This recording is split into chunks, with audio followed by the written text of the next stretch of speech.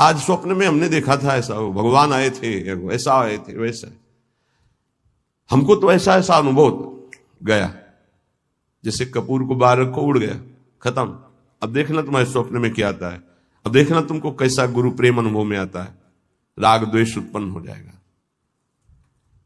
श्रद्धा ही भक्ति का आधार है। अपने आराध्य देव की श्रद्धा को गुप्त रखा जाता है। जितना गुप्त रखोगे उतना बढ़ेगी, जितना प्रकाशित कर दोगे उतनी खत्म हो जाएगी। ये बिल्कुल गांठ बांध लो इस। आराध्य देव गुरुदेव संबंधी प्रीति को प्रकाशित नहीं किया जाता, उसको छुपाया जाता है। आपको गुरुदेव बहुत प्यार करते हैं ऐसा लगता है, ये तो आपकी पावन दृष्टि है, मैं अधम उनके लायक कहां हूं। हाँ, इतना जरूर है कि उनके सिवा कोई है नहीं हमारा। ऐसे आराध्य देव इष्ट देव के बाद इतनी बात, उनकी कृपा का बार बार अंतर में स्मरण, तो वो बोलना नहीं, अगर बोल दिया तो वहीं से आप देख लेना, स्मरण खत्म हो जाएगा, वो प्रभाव खत्म हो जाएगा, स्वप्न आना खत्म हो जाएगा। आपकी जागृत अवस्था में वो चिंतन वृत्ति नहीं रहेगी, चाहे इष्ट की हो या गुरुदेव की। आगे बहुत महिमा की बात कर रहे हैं। श्रद्धा दो प्रकार की होती है, एक जड़ श्रद्धा, एक विचार युक्त श्रद्धा। जड़ श्रद्धा में बहुत जल्दी भगवत प्राप्ति होती है। हमें कुछ पता नहीं संसार क्या है, कुछ पता नहीं स्वरूप क्या है, हमें कुछ नहीं जानना कि ज्ञान मार्ग क्या है, कर्म योग मार्ग क्या है, या मुकम, मुझे कुछ नहीं जानना। नहीं तो क्या, बस मेरी प्रियाजू, इसे जड़ श्रद्धा कहते हैं। कुछ नहीं जानना हमको, हमारी श्यामा जो राधा राधा राधा राधा बोले, इनको बहुत जल्दी भगवत प्राप्ति होती है, क्योंकि बहुत विचित्र बुद्धि का विलास है। विद्वता आ जाए तो बहुत खतरा है, ज्यादा जानकारी, ज्यादा विद्वता खतरा है, वो संसार में फंसा देगी। जिसको यह है कि मुझे कोई ज्ञान नहीं, बस मेरी प्रियाजू, मेरी प्रियाजू, बहुत जल्दी भगवत प्राप्ति हो जाएगी।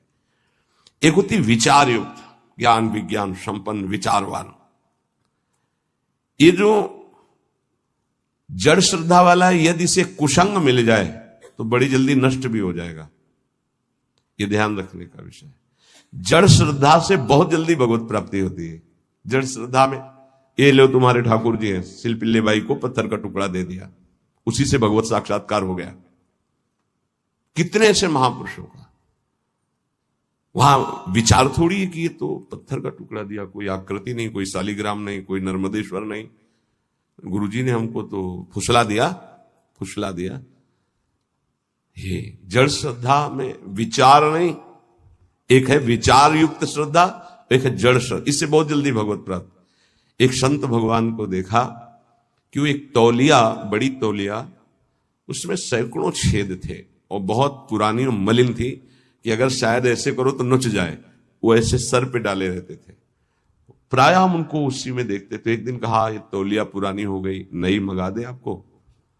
तो उन्होंने कहा, नहीं, ये तौलिया आप जानते हो, हमारे गुरुदेव की है, गुरुदेव ने दिया था। क्या अद्भुत गुरु निष्ठा, गुरु ने अपने प्रयोग की हुई तौलिया दे दी तो जीवन भर ऐसे। ब्रह्मावर्त बिठूर में एक आश्रम में उन संत भगवान का हमें नाम स्मरण नहीं, दर्शन करने गए थे, तो गुरु की लंगोटी से गुरु की पादुका छाती में हर समय बांधे रहते। ऐसा श्री सीताराम ओंकारनाथ जी महाराज की भी जो स्वरूप में पाया गया कि वो अपने गुरु की पादुका यहां बांधे हुए थे। नवीन प्रश्न किया कि ऐसा, बस उन्होंने इतना ही कहा कि इससे हमारे हृदय में ही रहता है, मेरे गुरुदेव मेरे छाती से लगे। इसे जड़ श्रद्धा कहते हैं। विचार की जरूरत नहीं है। गुरु प्रसादी गुरु वस्तु, इष्ट प्रसादी इष्ट वस्तु, ये जीवन बन जाता है, ये जीवन हो जाता है, उसमें विचार की जरूरत नहीं। बिना ही विचार करी शुभ जानी। हमारी आसक्ति इतनी हो जाए कि विचार करने की गुंजाइश न रह जाए इष्ट और गुरु में। लेकिन ऐसे साधकों के लिए गिरने की भी बहुत चांस जोरदार होते हैं।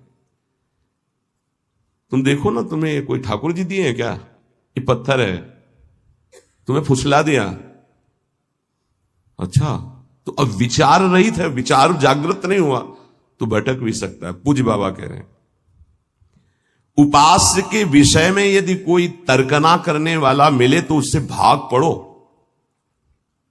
उपास्य देव गुरुदेव के संबंध में यदि कोई तर्कना उपस्थित करे तो ऐसे व्यक्ति से तत्काल दूरी बनाओ, नहीं तो वो आपकी श्रद्धा का अपहरण कर लेगा। यदि उपास्य देव के सेवा सुख की चर्चा, उनकी लीला की चर्चा तो ठीक है, उपास्य देव के विषय में कोई तर्क वाली बात नहीं सुननी है। उपासना में भारी विघ्न पड़ जाता है जब तार्किक पुरुषों का संग जड़ श्रद्धा वाले को हो जाता है। बहुत विचित्र खेल है, बहुत संभलना है, बहुत विवेक की बात है। बिल्कुल संग छोड़ देने, जड़ श्रद्धा में फिर फर्क पड़ जाएगा। विचारवान तो अपने को संभाल लेगा, लेकिन जड़ श्रद्धा वाले में फर्क पड़ जाएगा। और अगर जड़ श्रद्धा पुष्ट हो गई तो भगवत प्राप्ति हो गई। उपासना में जो विघ्न है वो सबसे बड़ा तार्किक पुरुषों का संग है। पूज्य बाबा गुरुदेव के बताए मंत्र, गुरुदेव के दिए उपास्य देव और गुरुदेव की दी हुई साधना में किसी का हस्तक्षेप बर्दाश्त न करे। इस बात को बहुत जोर से पकड़ लीजिए यदि मंगल चाहते हो तो। गुरुदेव के बताए हुए मंत्र, गुरुदेव के दिए हुए इष्ट देव और गुरुदेव की बताई हुई उपासना साधना में कभी भी किसी भी तरह का हस्तक्षेप बर्दाश्त न करें। बहुत को बहते देखा ऐसे प्रवाह में बहते हुए कि वो पकड़ में नहीं आ रहे, चले गए, संसार की दलदल में पुनः फंस गए। कभी भी ऐसे तार्किक पुरुषों का संग न करे जो आपकी उपासना का खंडन कर रहे हो। ये गांठ बांध लीजिए, बहुत हानि हो जाती है, अश्रद्धा हो जाती है। बहुत संभालना है क्योंकि बहुत कोमल श्रद्धा होती है। ये सूक्ष्म विषय सत्संग है, इसको अच्छे से समझना। हमारा भाव बढ़ता चला जाए, तार्किक पुरुषों के द्वारा भाव घट जाता है और यहां तक कि नष्ट भी हो जाता है। जो विचारवान भक्ति वाले होते हैं उनको बहुत विलंब से भगवत प्राप्ति होती है, पर उन विचारवानों को जल्दी कोई भ्रष्ट नहीं कर सकता। ये बात समझना है, क्योंकि वो ज्ञान विज्ञान संपन्न है, तत्काल हर बात को काटने की क्षमता रखते हैं। पर जड़ श्रद्धा वाला काटने की क्षमता नहीं रखता, वो तो आसक्त होने की क्षमता रखता है। अब उसकी अगर आसक्ति परिपक्व हो गई तो फिर भगवत प्राप्ति है। शिल्पिल्ले भाई की जिसे चर्चा में आता कि उनका ब्याह हुआ तो वो अपने वही जो पत्थर का टुकड़ा उसे ठाकुर जी मानकर गुरुदेव जी ने दिया था, तो वैसे ही सजा कर ऐसे साथ तो पति ने देखा बार बार, तो वो पति की तरफ देख ही नहीं रही थी जब नया ब्याह हुआ। तो उसने सोचा क्या है इसकी गोद में जो हमारी ओर ये देख ही नहीं पा रही, क्या है? बोले हमारे ठाकुर जी है। एक नदी पास में थी, लिए सब फेंक दिए कि हमारे और आपके बीच में यही है ना बाधक, फेंक दिया। अब तो उसके प्राण व्याकुल हो गए, मेरे प्रभु। ये देखो जड़ श्रद्धा है पर आसक्ति प्रबल हो गई, श्रद्धा प्रबल आसक्ति में बदल गई। घर ले गए, ना आंख खोलना, न बात करना, न पानी पीना, न भोजन पाना। जब बहुत विनय की तो आंख खोल के कहा मैं अपने प्राण त्याग दूंगी, एक बूंद जल नहीं लूंगी यदि हमारे ठाकुर जी नहीं आए। अब समस्या है, नई बहू है, अगर नहीं तो फिर प्राण त्याग देगी, फिर वापस रहेंगे। तो उनका यदि तुम्हें इतना प्रेम है तो बुलाओ ना अपने ठाकुर जी को। जल में फेंक दिया है, अरे वो पत्थर है, पत्थर का टुकड़ा है, कोई भगवान नहीं, तुमको ऐसे केवल बहकाया गया है, तुम्हारे गुरु ने तुमको बहकाया, कोई भगवान नहीं है वो। तो उनका ऐसा नहीं, आप एक शब्द ऐसा मत बोलिए। और ऐसे बाह करके जे ही पुकारा तो वही जल से निकल कर ऐसे आए और श्री कृष्ण रूप धारण करके हृदय से लगा लिया। जड़ श्रद्धा, जड़ श्रद्धा का मतलब विचार की गुंजाइश ही नहीं, मेरे प्रभु मेरे गुरुदेव बस मेरे सर्वस्व, वहां विचार नहीं। यद्यपि जड़ श्रद्धा सरल भक्त हृदय को भगवान बहुत जल्दी मिलते हैं, जैसे अढ़िया जी का सुना था। जैसे एक भक्त बस सुन लिया कि चतुरासी जी के गायन से प्रियालाल का रूप साक्षात्कार होता है, छुटी 84 भ्रमंते निर्खय जुगल किशोर, तो एक ही पद बनी श्री राधा मोहन जी की जोरी, गाय चरा रहा है गा रहा है बार बार यही बनी श्री राधा मोहन जी की जोरी। पीछे से नूपुरों की धुनी आई तो मुड़ के देखा तो गौर श्याम जोरी पीछे पीछे चल रहे। जैसे पूज्य महामहिम श्री जयदेव जी का रचित गीत गोविंद की महिमा है कि जब गीत गोविंद तो पीछे ठाकुर जी, वो एक बालिका मालिन की थी, पीछे ठाकुर जी। चतुराशी जी की महिमा ऐसी है, प्रिया प्रीतम, अक्षर अक्षर में श्यामा श्याम विराजमान, पीछे मुड़ के देखा तो प्रिया प्रीतम, बात की प्रिया प्रीतम ने। मदन टेप पे लता भवन में हरिवंश चंद्र जो मेरी सेवा में रहते, उनको बोल दो जाकर भूख लगी है, कढ़ी ये बनाकर भोग लावे। वो आकर महाप्रभु से बोले कि जुगल जोरी सरकार ने ऐसा ऐसा, तुम्हें कैसे मिले? बोले पद गा रहा था बनी श्री राधा मोहन जो की जोरी, इंद नील मणि श्याम मनोहर, सात कुंभ तन गोरी, पीछे देखा नूपुरों की झनकार तो प्रिया प्रीतम। महाप्रभु तो कैसे हमारे करुणामयी जोरी के एक चरवाहे को, जो मुनि मन ध्यान धरत नहीं पावत, बहुत सरल भक्त को बहुत जल्दी भगवत प्राप्ति हो जाती है, बहुत जल्दी हो जाती है, बस उसका कुसंग ना होने पाए, जब तक प्रबल आसक्ति ना हो जाए।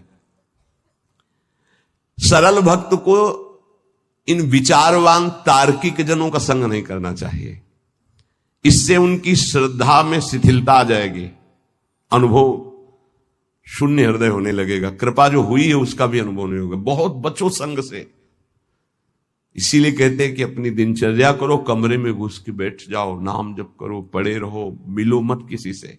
ये जो कह रहे हैं इसका मतलब समझो, बाहरी हवा लगेगी, आंतरिक निष्ठा में फर्क पड़ जाएगा।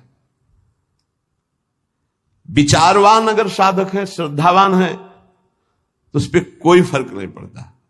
जैसे विचारवान साधकों से बहुत तर्क किया जाता है, हे शास्त्र वो शास्त्र की बातें, दौड़ा दौड़ा के उनको वहीं खड़ा कर दिया जाता है। आखिरकार रस का स्वरूप क्या है वो अपने आप, पर ये सब बुद्धि की दौड़ भाग है। विश्राम मिलेगा सरल भाव से। संत सरल चित जगत हित जान स्वभाव स्नेह। भागते भागते जब थक जाता है तब भगवान की शरण में आता है। आना तो पड़ेगा ही, हरि शरणम सनकादि बोलते हैं तो औरों की बात क्या। विरोधी संग पतन, उपासक सावधान, ये प्रेम का मार्ग है। विरोधी संग से बहुत बचना चाहिए। जैसा संग होता है वैसा रंग चढ़ने लगता है। ये 9 स्वरूप है, जो ये 9 है तो आप पूर्ण शरणागत हो गए। पूर्ण शरणागत तत्वबोध भगवत प्रेम कुछ दुर्लभ उसके लिए नहीं। पहला है दीनता, अत्यंत दैन्य स्वभाव होना चाहिए। दूसरा है निष्कपटता, वाणी से कुछ और बोल रहे हैं, हृदय में कुछ और है, आचरण कुछ और है। ऐसा शरणागत का स्वभाव नहीं होता। जो मन में वही, वाणी में वही, चेष्टा में, इसे निष्कपट व्यवहार कहते हैं। तीसरा सत्यता, सत्य ही उसका जीवन है। सत्य बोलना, सत्य आचरण करना, सत्य का संग करना, सत्वृत्तियों का ही आदर करना, असत का त्याग करना। चौथा सर्वसमर्पणता, मेरे प्रभु के सिवा कोई दूसरा नहीं, ये सर्व समर्पणता है। मेरे तो गिरधर गोपाल, दूसरो न कोई। ये हृदय से बैठा लो, दूसरो न कोई। अगर दूसरा कोई हृदय में रहेगा तो शरणागति पुष्ट नहीं होगी। सर्वाधारता, सबका आधार, कोई कैसा भी हो, यदि उसकी शरण में आ जाए तो वो दुलार ही करेगा भगवान का जो शरणागत है। सर्वाधारता, सबका आधार। जैसे पृथ्वी ऐसे वो भक्त सबका आधार। घोर से घोर पापी नीच से नीच आ जाए। जैसे कई ऐसे विक्षिप्त चित्त से संतों का सानिध्य प्राप्त करते हैं और समाधिस्थ चित्त वाले हो जाते हैं। ये सर्वाधारता, भगवान का शरणागत सबका मंगल करने की सामर्थ्य रखता है। किसी से हमारा वैर नहीं, कोई हमारे घृणा नफरत का पात्र नहीं। जैसे कोई कुछ बातें ऐसी होती हैं जिनको नहीं समझने के कारण लगता है ये सपोर्ट क्यों करते हैं। जिससे वो कह रहा है कि मुझे अमुक अमुक वस्तु चाहिए, मैं भजन करूं। हाँ हाँ पक्का मिलेगी, तुम भजन में लगो। किसी भी तरह से सकाम हो या निष्काम हो मेरे प्रभु से जुड़ जाए उसका मंगल होता है। श्री सुखदेव जी परीक्षित जी से कहते हैं, काम, स्नेह, क्रोध, लोभ, किसी भी तरह से द्वेष, वैर, कैसे भी मेरे प्रभु से जुड़ जाए, वृत्तियां सच्चिदानंद से जुड़ती, इसलिए सच्चिदानंद की प्राप्ति उसकी हो जाती है। ये बड़ा सूक्ष्म विषय, बाहरी व्यवहारिक नहीं समझ। सर्वाधारता, कोई भी किसी भी भाव से आए उसका आधार भक्त होता है। चिंता मत करो, भगवान बड़े कृपालु हैं, बहुत जल्दी परम मंगल हो जाएगा।